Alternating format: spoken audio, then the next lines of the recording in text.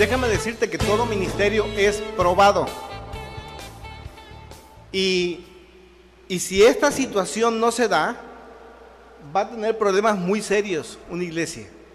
Para que Dios permita el crecimiento individual, pero también grupal, es necesario que nosotros pasemos por ciertas pruebas.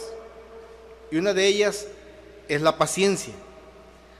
Y la palabra de Dios nos enseña que la paciencia empieza a crecer en nuestras vidas como un producto de nuestra fe. Dice, porque la fe produce paciencia. Entonces, hoy que nosotros somos, lo pongo entre comillas, hijos de Dios, y que creemos en Dios, y que aceptamos el reto, el plan, el proyecto de Cristo Jesús, yo quisiera preguntar, ¿qué cosas evitan para que nosotros podamos conquistar o gozar de cada una de las bendiciones y de cada una de las promesas que Dios nos hace? Pero hay una situación. Por lo regular nosotros los humanos hemos sufrido tanto sin Dios. Si sufrimos con Dios, teniendo el conocimiento. Imagínate cuánto sufre una persona sin caminar en el consejo de Dios. Y cuando llegas al conocimiento y sabes que Dios es todopoderoso y que Dios te ofrece salir de la aflicción, de las tribulaciones, de tus problemas, de tus dificultades, tú deseas que sea, ¿cómo? Inmediato, así.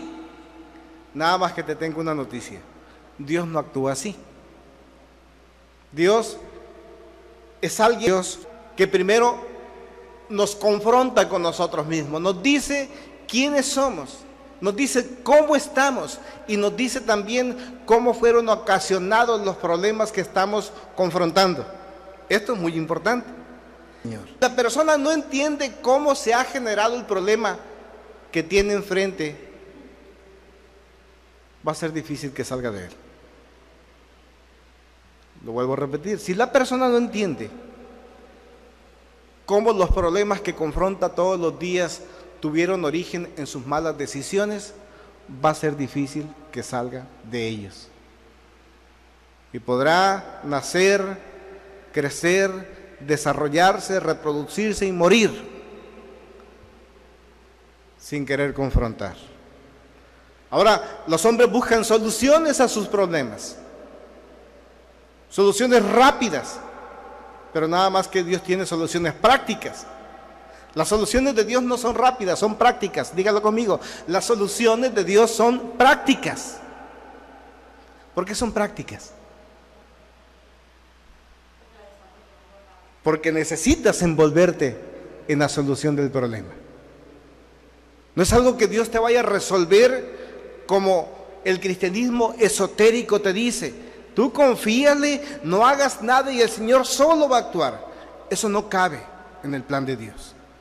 Y no cabe porque Él nos está llevando a un aprendizaje en donde es necesario que nosotros nos hagamos maestros. Porque es necesario que nosotros podamos ayudar a otros que se encuentran en la misma situación que nosotros estamos viviendo. Entonces la perseverancia es muy importante, mantener el rumbo. Pero no se puede mantener el rumbo si no se tiene un blanco, si no se tiene una meta, si no se tiene un fin. A ningún lado vamos a llegar. No hay perseverancia, ni podemos mantener el ritmo, ni la tensión, ni la fortaleza en el caminar, si no tenemos visión, si no tenemos un plan, si no tenemos una razón por el que luchar. ¿Usted tiene una razón para qué luchar? Yo le pregunto a usted. Todos debiéramos de tener una razón por la cual luchamos, todos. Y si no la tenemos, inmediatamente se notan los que no tienen una razón para vivir. ¿Cómo viven? ¿Mande? ¿Cómo se nota? Son personas inconstantes en todo lo que hacen. Son inconstantes en todo lo que hacen. Nada terminan de lo que empiezan. Así es como se nota. ¿Cómo se nota? No aplica el consejo de Dios para su vida. Y en lugar de salir de los problemas, empieza a cauterizar su corazón, y en lugar de acercarse a Dios o acercarse a los planes que tiene de bienestar, se aleja más y más, y la persona se amarga. Que conoce de Dios. Es una persona que conoce de Dios. Se vuelve impía porque no practica. ¿Man? Se vuelve impía porque no aplica el conocimiento. Entonces es sumamente importante. Qué bueno que nos podamos identificar con esto, que tenemos paciencia, estamos siendo constantemente probados. ¿Cómo se ha probado en los últimos días la paciencia con nosotros? A ver, vamos a ver. A ver, dígalo. El clima es una buena prueba de paciencia. Es una buena prueba de paciencia. ¿Qué pasaría?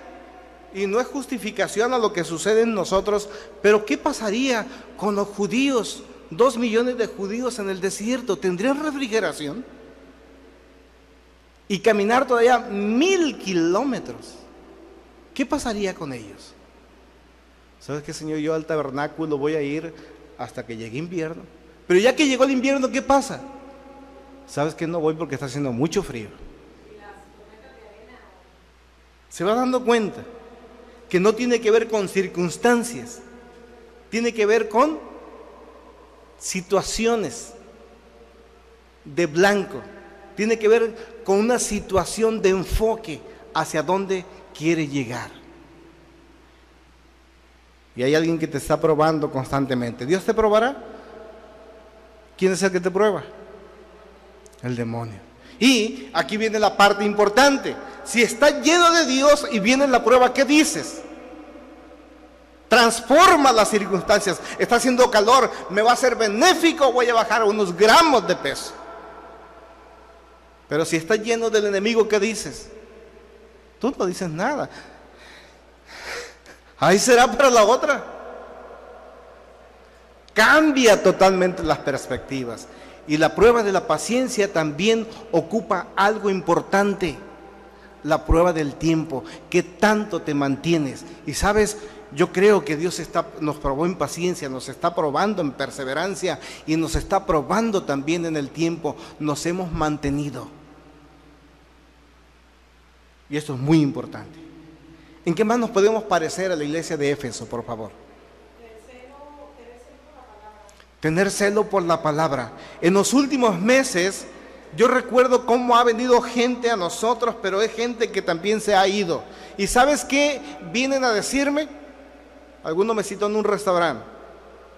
Me voy porque todo el tiempo que estás compartiendo en los estudios es analizar lo que sucede dentro de la religión y no me gusta. Me voy porque todo el tiempo tus temas son confrontativos. Que te vaya bien. Y hay momentos que me han puesto a temblar. Así debemos de mantener el ritmo desde el atril o bajarle. Pero cuando voy al libro de Apocalipsis, ¿qué sucede?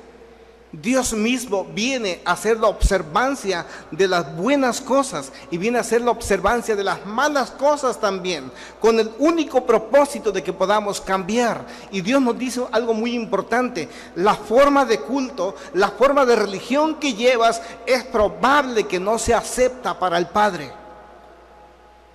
Nos anticipa.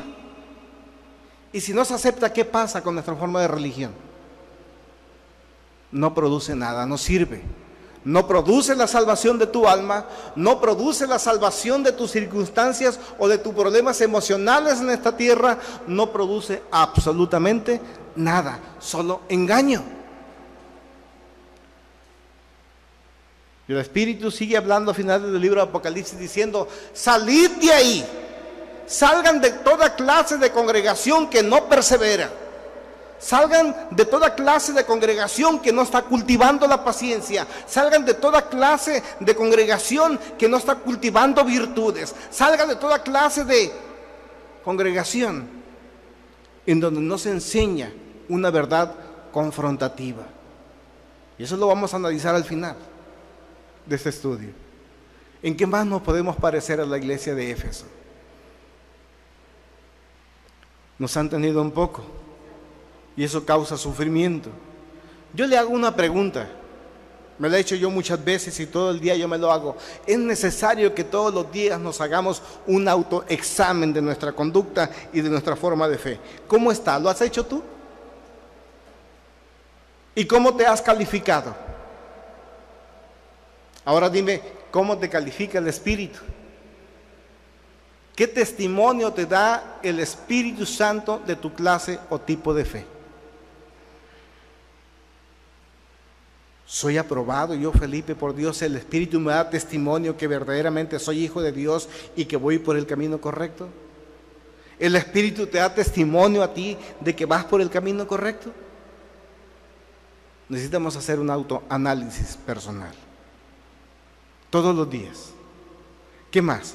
Vamos viendo, porque son muchos los que dicen ustedes están mal, no me gustan, pero cada vez que vas a tu soledad, de tu casa, de tu cama, o a leer la palabra en las cuestiones doctrinales, te vas dando cuenta que no es cierto, que es el mundo, con su amo, con su príncipe, el príncipe de la oscuridad, de las tinieblas, quien te quiere acusar para que salgas o no mantengas el rumbo porque quiere que también tú te pierdas.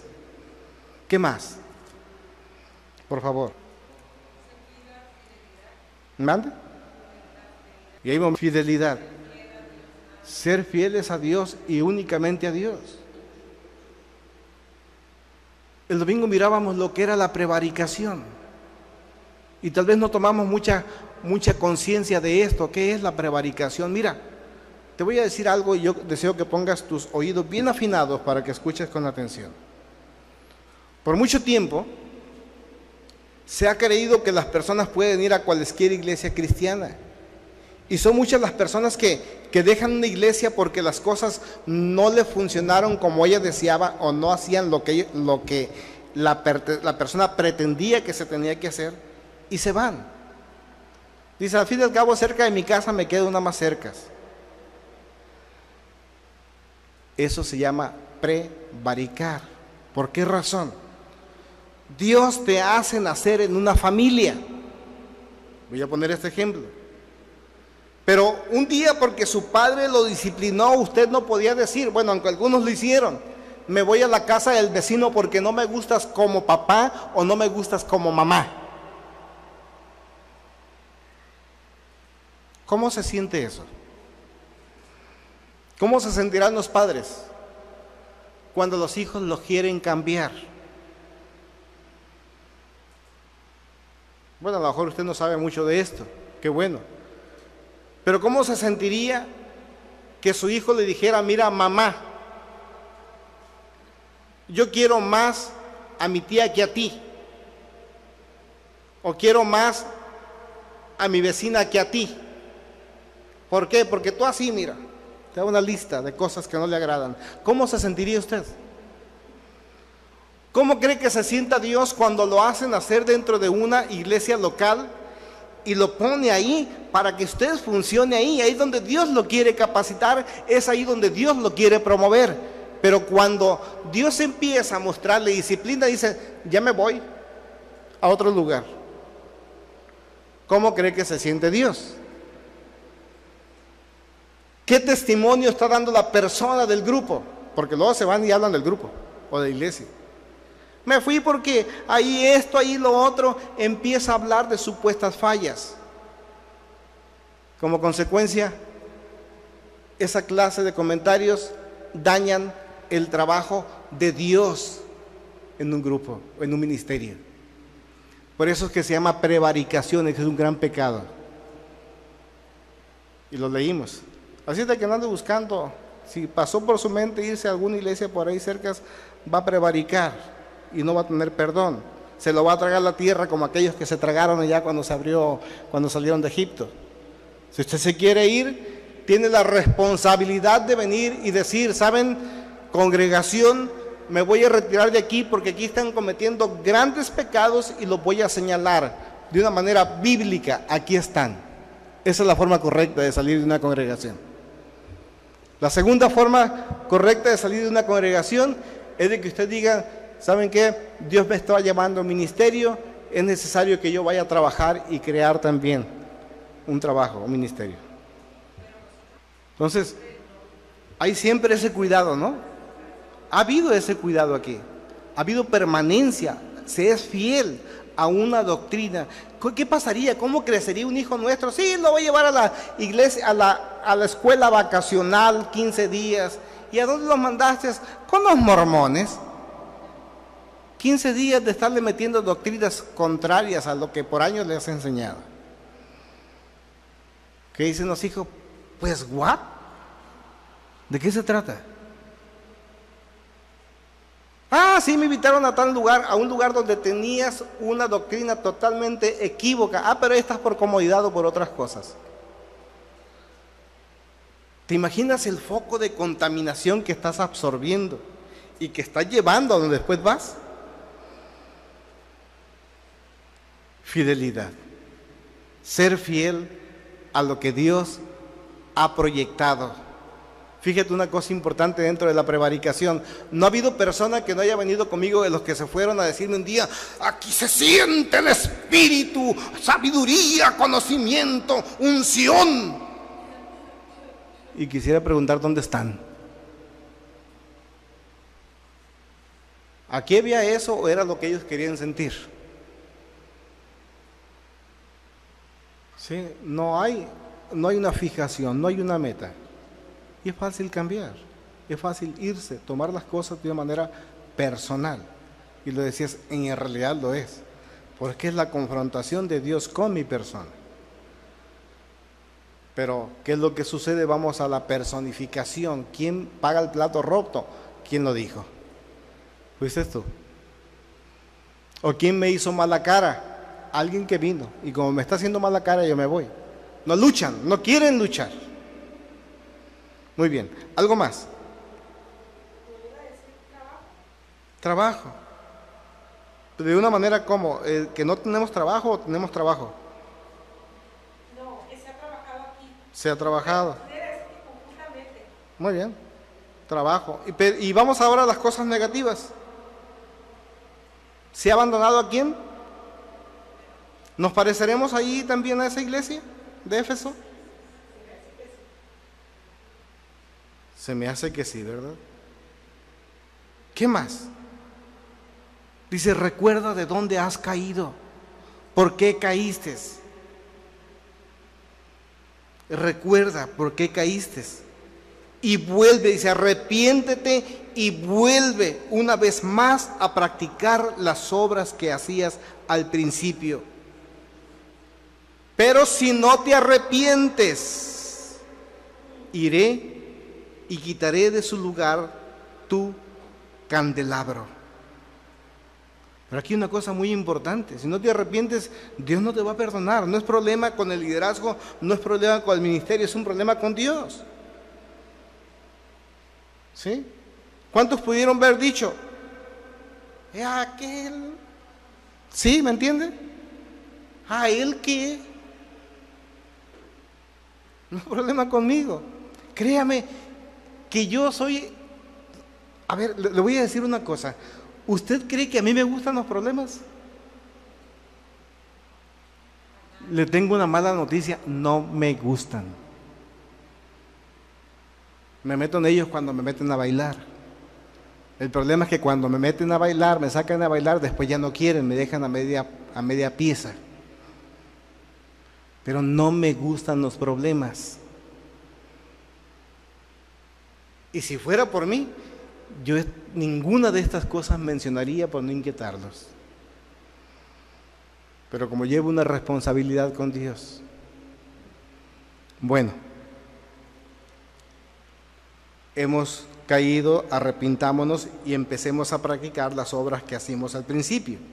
Y tienes otras cosas a tu favor, dice, aborreces las prácticas de los nicolaitas, los cuales yo también aborrezco. ¿Se acuerdan qué era eso? ¿Cuál era la práctica nicolaíta? A ver, por favor. ¿Cómo? ¿Tener qué? Niveles, estratos de liderazgo. Como en muchos, que se enojen mis amigos, aunque en muchas iglesias lo practiquen. ¡Oye, reverendo, alegría! ¿Sí?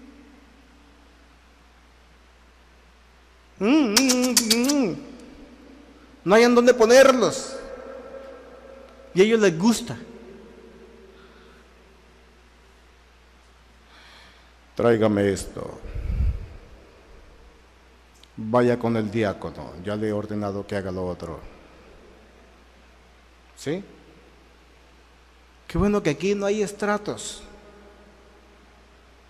Qué bueno, y no lo va a haber. Porque hemos entendido que aquí es al revés.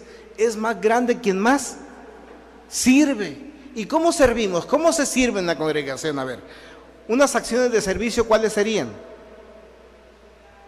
¿Mande? La alabanza es algo de servicio, ¿qué más? La limpieza. La limpieza es una de servicio. Luego la limpieza, ¿y qué más? La limpieza, el agua, ¿qué más? La limpieza, poner el café, adornar, hacer lugar agradable, la limpieza, ¿sí? Esas partes del servicio, no. ¿Se dan cuenta aquí cómo ya superamos esa cosa de pelearnos por la escoba y el trapeador? Ya no nos peleamos, qué bueno. Ya decimos, no, primero tú. Sí, tú, porque queremos dar el privilegio al otro de que lo haga, ¿verdad? ¿Sí? Las ventanas. Entonces, aquí entendemos que es otra cosa. Es más grande quien más sirve. No es más grande aquel que se deja servir. Y Jesús puso una analogía muy fácil. Dijo, es que el mayor bendice al menor. ¿Qué pasa con ustedes, padres? ¿Cómo le sirven a sus hijos? ¿A través de qué le sirven a sus hijos? A través del trabajo, proveyendo todos los satisfactores y necesidades que tienen, y mucho más allá todavía, ¿sí o no?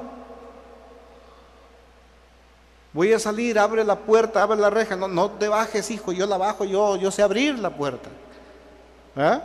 Y no te bajes, hijo, yo voy y la cierro. Se dan todos por sus hijos, ¿sí o no? ¿Por qué? Porque primero dicen, es que no sabe.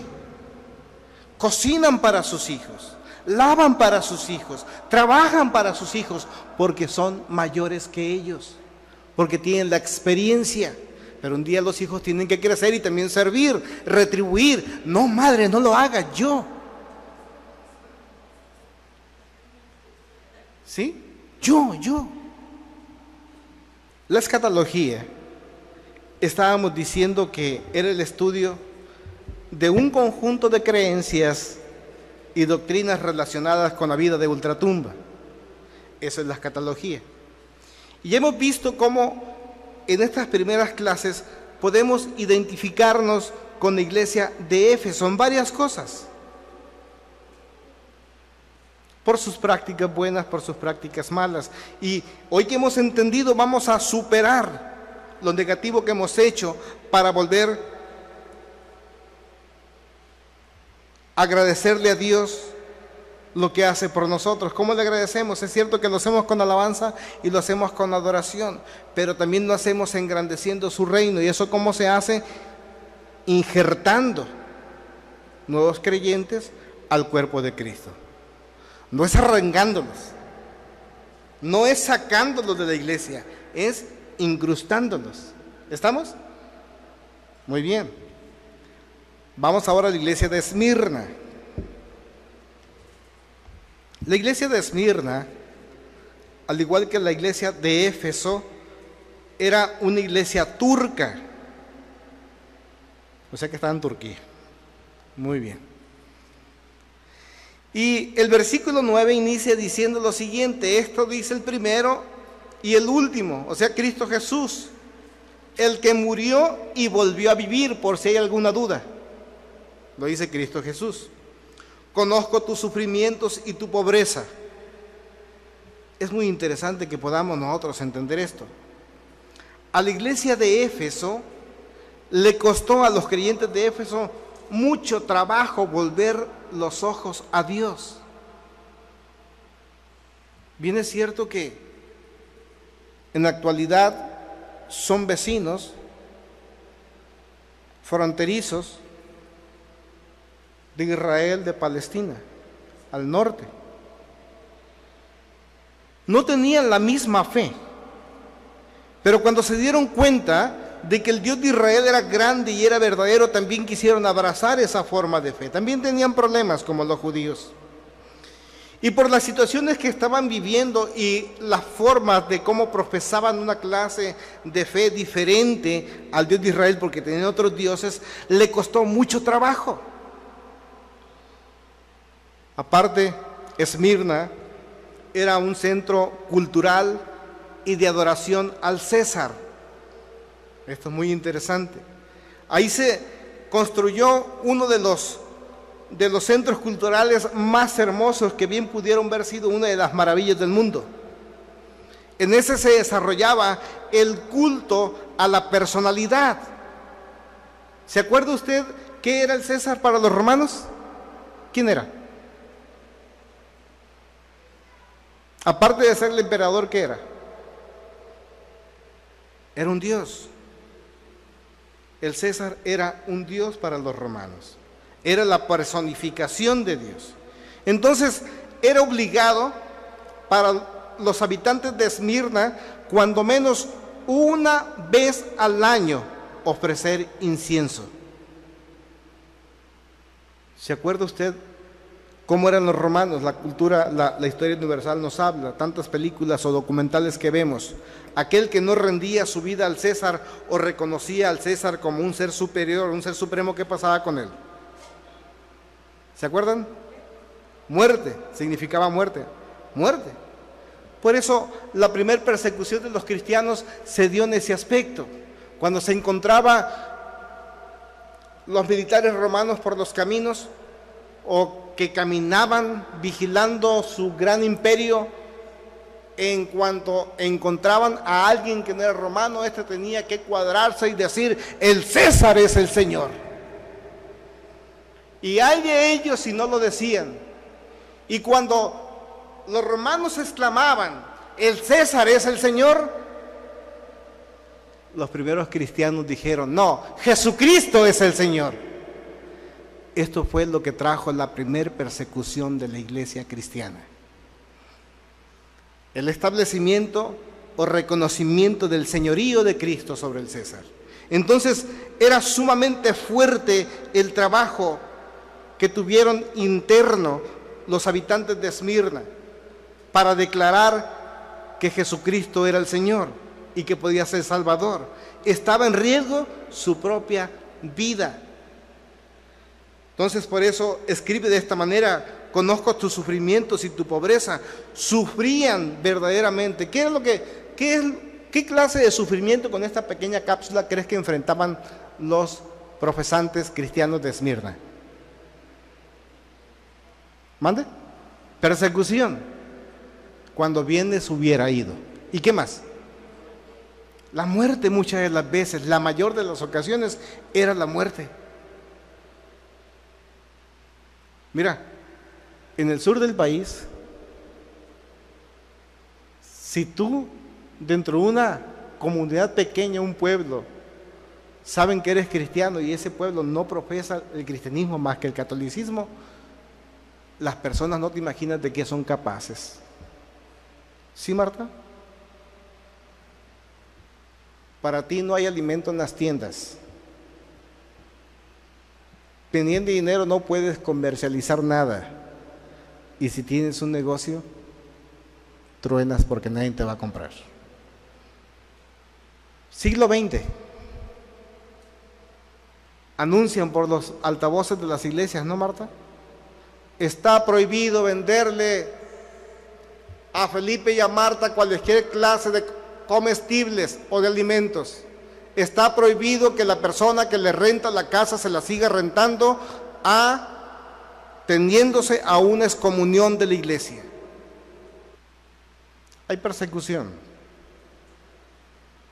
por aquellos que piensan que hemos llevado una vida livianita. Así estaban las personas en Esmirna. Tenían una gran tribulación. Eran pobres, decían. ¿Y por qué pobres? Porque no se les daba trabajo. Eran pobres porque todo se les quitaba, porque habían renunciado al señorío del César. Dice, y sé cómo te calumnian los que dicen ser judíos. ¿Por qué es los que decían ser judíos? Es algo semejante a lo que pasa el día de hoy. Perseguidos por aquellos que se decían ser del pueblo santo de Dios, escogidos por Dios, eran los mismos que les ponían un señalamiento, dedo, como lo decimos en la actualidad. Y es lo mismo que se va a presentar para estos días, para aquellos que tienen una fijación en cumplir con todas y todas las de la ley, para que puedan regular el funcionamiento de la iglesia cristiana. Va a llegar el día en que aquellos que no hayan obtenido un registro van a tener que ser señalados por los que sí lo tienen, por aquellos líderes cristianos, pseudocristianos que se están enrolando en la política. Mira, por ahí hay un grupo que no tiene un registro, persíguelos, síguelos, mátalos, húndelos, a ver qué les hace, pero síguelos. Es una profecía. Hay personas que incitan a la violencia, estimulan a otros, instigan a otro a la violencia o a la venganza. Lo incitan tanto que lo llevan hasta la exacerbación de los ánimos. Avivan el odio contra aquellos que no profesan su misma fe. Agudizan los rencores, les causan gran dolor. Los judíos se sentían merecedores de ser hijos de Dios y creían que ellos podían decir quién sí y quién no, como están haciendo algunas denominaciones ahorita. Él sí, él no. Ellos no, estos sí.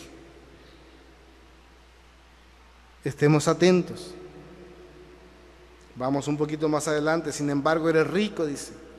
Sé cómo te calumnian los que dicen ser judíos, pero en realidad no son más que una sinagoga. ¿De quién? De Satanás.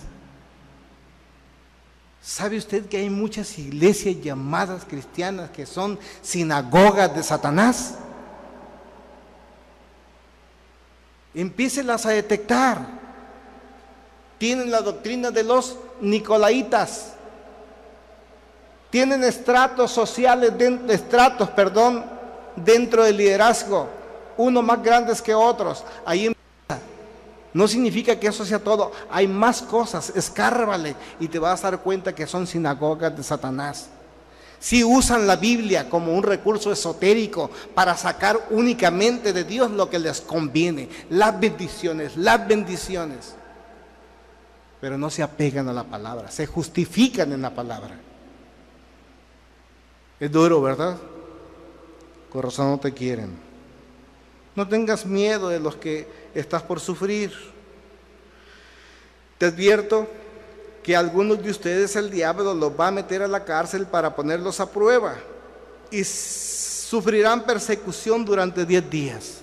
Los escatólogos aquí hablan muchas cosas, pero si bien es cierto que tu palabra es sana, es limpia, transforma la vida, los corazones de pueblos, de personas, no tengas duda que puedes ser perseguido. ¿Por quién? Por Satanás. Satanás va a incitar a pseudo cristianos para que seas perseguido por tu clase de fe. Y algunos dicen, van a caer a la cárcel por malos testimonios, por falsos testimonios más bien. Dice, pero ten tranquilidad, solo va a ser por 10 días. Aquí hay una situación que a mí me parece difícil poder entender, porque si te das cuenta, la misma palabra dice que para Dios 1000 años son como ¿qué? Como un día. Entonces no creo que yo no creo que sean 7000 años en lo que vas a ser perseguido. No te alcanza. ¿Va?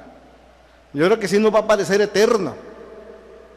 Un poquitito que te persigan, un poquitito que te pongan una pistola en la cabeza o te creen, se hace eterno, el sufrir se hace eterno, te van a parecer días. Pero Jesucristo mismo dijo, si por esta causa de que puedas negar la fe por la persecución, por la presión, dijo, va a ser acortado el sufrir. Las referencias de la tribulación o las definiciones tiene que ver con adversidad. Le hago una pregunta, ¿usted tiene adversidad por lo que está creyendo? ¿Sí o no? Y yo espero que crea lo que la Biblia nos enseña, no que crea lo que usted cree, lo que usted quiera creer. Pero si por creer lo que la Biblia le enseña, las cosas no le van a resultar bien. Es una promesa de Dios. Porque parte del pseudo cristianismo, del pseudo evangelismo es que vengan las personas a Cristo para que todos sus problemas sean resueltos. Eso es falso. La Biblia no lo enseña. Enseña que por venir a abrazar una fe diferente a la de ellos, vas a tener persecución, tribulación, adversidad, vas a tener aflicción, pero también la protección de Dios. Vas a estar angustiado, vas a ser calumniado, vas a tener dolor, vas a padecer muchas cosas, vas a tener sufrimiento. En Proverbios 1, versículo 22 al 33, es un poco largo, pero lo quiero leer para que podamos entender cómo se nos previene de los estragos que causa una tribulación y de que quien la entiende puede salir beneficiado. Escúchame, versículo 22. ¿Hasta cuándo muchachos inexpertos, o sea, nos habla a nosotros, seguirán aferrados a su experiencia? ¿Hasta cuándo ustedes los insolentes se complacerán en su insolencia? ¿Hasta cuándo ustedes los necios aborrecerán el conocimiento? Respondan a mis reprensiones y yo les abriré mi corazón. Les daré a conocer mis pensamientos. Como ustedes no me atendieron cuando los llamé, ni me hicieron caso cuando les tendí la mano, sino que rechazaron todos mis consejos y no acataron mi reprensión, ahora yo me burlaré de ustedes cuando caigan en desgracia. Yo seré el que se ría de ustedes cuando les sobrevenga el miedo, cuando el miedo les sobrevenga como una tormenta y la desgracia los arrastre como un torbellino. Entonces me llamarán, pero no les responderé. Me buscarán, pero no me encontrarán, por cuanto me aborrecieron el conocimiento y no quisieron temer al Señor. Por cuanto no siguieron mis consejos, sino que rechazaron mis reprensiones, cosecharán el fruto de su conducta, se hartarán de sus propias intrigas, su descarrío e inexperiencia los va a destruir, su complacencia y necedad los aniquilará, pero el que me obedezca vivirá tranquilo, sosegado y sin temor del mal. Hay estragos por no entender o atender el consejo de Dios. Vienen problemas muy serios. Y tenemos que preguntarnos si lo que estamos sufriendo es producto de nuestra insolencia o es una prueba de fe. Si es una prueba de fe, es pasajera, va a terminar y vendrá ya Dios con toda su gratificación en nuestras vidas. En el Proverbios 12 también, versículo 13, dice que el pecado en los labios de la persona hace enredar. Déjame, lo leo textualmente, mejor 12, versículo 13. En el pecado de sus labios se enreda el malvado, pero el justo sale del aprieto. Está muy importante esto, ¿no? Dice el 14, cada uno se sacia del fruto de sus labios y de la obra de sus manos recibe su recompensa. ¿Qué tipo de tribulación estás viviendo? ¿O qué tipo de tribulación es lo que está viviendo Esmirna? Dice, los van a entregar y los van a matar. Dice Jesús, muchos creyendo que de esta manera crean o rinden un servicio a Dios. Juan 16, versículo 2. Y esto es algo, si usted tiene una Biblia católica, ya un poco viejita, de esas que tienen muchas ilustraciones, se va a encontrar en el libro de Macabeos. No puedo citarlo porque se me ha olvidado, tengo mucho que no la toco, pero hay un versículo de Macabeos que dice, vayamos contra esos perros. Ellos creen así, que están atentando contra nuestra fe. O sea, todos aquellos que no creemos como ellos somos perros. Y si es necesario aniquilarnos, lo van a hacer. Están fundamentados en sus libros. Y es algo que se prepara para los últimos tiempos. Muy bien. Nosotros tenemos en ocasiones una pobreza muy fuerte. Pero dice Joel 3:10 y dice Isaías que es necesario que toda vez que nosotros seamos débiles en muchos aspectos, confesemos con nuestros labios que somos fuertes, En medio de la debilidad nosotros podemos cantar y decir, fuerte soy, porque el que habita en mí es más poderoso que todo aquello que quiera atentar contra mi persona.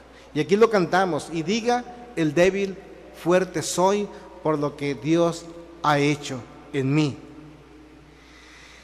Versículo 10. Vas a tener problemas muy serios. Puedes sentir física y moralmente un daño o dolor. Podrás ser víctima de una cosa o de algo.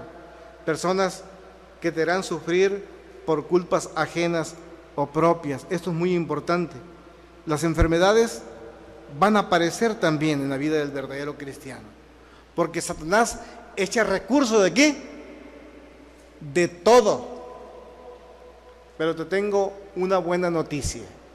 Cristo Jesús murió no únicamente por nuestros pecados, sino también por nuestras iniquidades, y en esa cruz crucificó también, aparte del pecado, toda clase de enfermedad. Así de que si está batallando usted con una enfermedad, dile, Señor, yo recuerdo que tú moriste también. Y si tienes una enfermedad, es probable que alguien te está haciendo una mala jugada. ¿Sí estamos?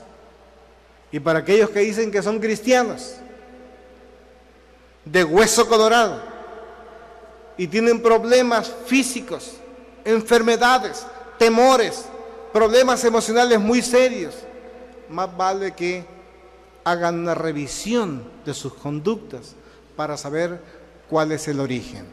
No estoy diciendo que los cristianos no se puedan enfermar. Estoy diciendo que hay enfermedades que traen un origen demoníaco que puede ser por nuestra desobediencia a Dios directa o porque tenemos una gran presión del enemigo de nuestras almas. Eso es lo que estoy diciendo. Tenemos que hacer una verdadera auscultación de qué es lo que sucede. Por 10 días. Esto de 10 días no concuerda con lo que dice Sir Williams. ¿Se acuerdan de Sir Williams? Que dijo que los primeros 300 años eran de persecución. Pero si son 10 días y Dios dice que 1000 días son como un año, entonces significa que son 7000 años, no 300. Se dice que los primeros 300 años fueron de persecución y que ya no hay más persecución. Entonces, la escatología le está fallando. ¿Estamos? Muy bien.